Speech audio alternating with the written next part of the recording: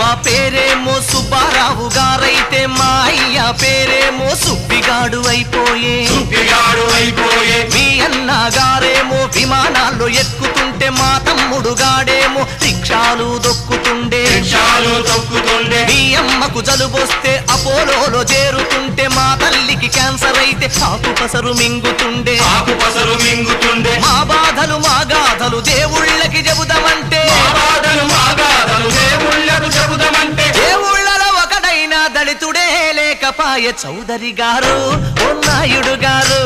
రెడ్డి గారు ఓ రాజు గారు మీ పేరు చివరలో ఆ తోకలెందుకు ఈ ఊరు చివరనే మా పాకలెందుకు చౌదరి గారు ఓ నాయుడు గారు రెడ్డి గారు